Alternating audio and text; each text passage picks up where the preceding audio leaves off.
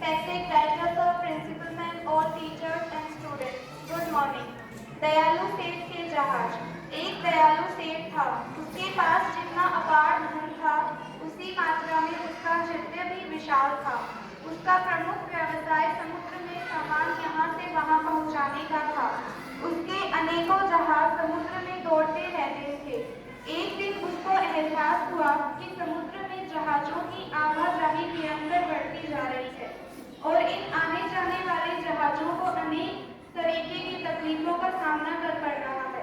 मसलन कभी इनका ईंधन खत्म हो जाता है तो कभी भोजन, कभी दवाइयों की जरूरत आ पड़ती है तो कभी वस्त्रों व जंगलों की कमी पड़ जाती है। अब सेठ दयालु तो था ही, बस उन सबकी सहायता हेतु उसने अपने 4 विशाल जहाज जीवन यापन जरूरियात के सभी सामानों से लैस कर समुद्र में दौड़ा दिए।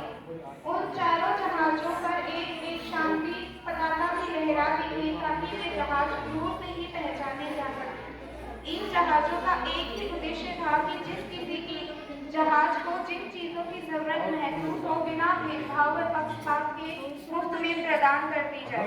अब जहाज दौड़ाए ही इतने पवित्र उद्देश्य से गए थे कि जल्द ही समुद्र में दूर दूर तक वे नष्ट हो गए। चारों ओर इस दयालु सेठ की जयकार हो गई। लेकिन अच्छे से अच्छे कामों पर भी दुष्टों की नजर पड़ ही जाती है। बस एक दिन 4 समुद्री लुटेरों की नजर इन जहाजों पर पड़ गई। नजर पड़ने की देर थी कि उन्होंने जहाजों को लूटने की ठान ली और जल्द ही जहाज लूट भी लिए। लूटते ही सबने आपस में एक एक जहाज और उसकी सामग्री बांट ली।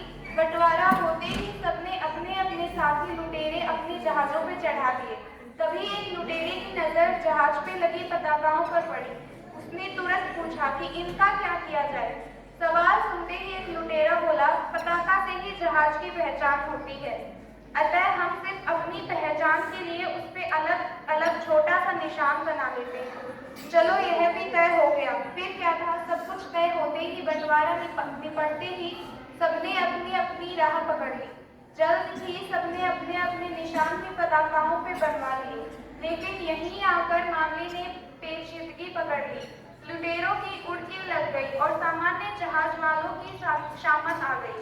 बेचारे जहाज पे लगी पताका देख सहायता लेने पास आते और लूट लिए जाते। समुद्र में हाहाकार मच गया। सार, बस ऐसा ही हाहाकार संसार में मचा हुआ है। यहाँ भी क्राइस्ट, बुद्ध, कृष्ण व मोहम्मद के करुणा, प्रेम, ज्ञान व भावना से भरे जहाज लूट लिए गए हैं। पताका तो उन्हीं की है, परंतु अधिकांशों पे आज लुटेरे सवार हो गए हैं। हम ज्ञान व करुणा की उम्मीद में हाथ बढ़ाते हैं और ये लोग हमारे हाथ ही काट लेते हैं। अब भी समय है, समझो व संभलो तो अच्छा है, वरना एक दिन ये लुटेरे सब कुछ लूट लेंगे और आपके जीवन में दुख व चिंता के सिवाय कुछ नहीं रहने देंगे। एक बात स्पष्ट समझ लो कि इन महान लोगों से हमारे 2 ही रिश्ते हो सकते हैं। एक तो हम इन्हें अपने हृदय में बिठा सकते हैं, फिर हमें मंदिर मस्जिद चर्च जाने की जरूरत नहीं। दूसरा, उनके ज्ञान से भरे संदेशों से अपने मन में परिवर्तन लाकर उन जैसी मानसिक ऊंचाइयां छूने के मार्ग पे निकल सकते हैं।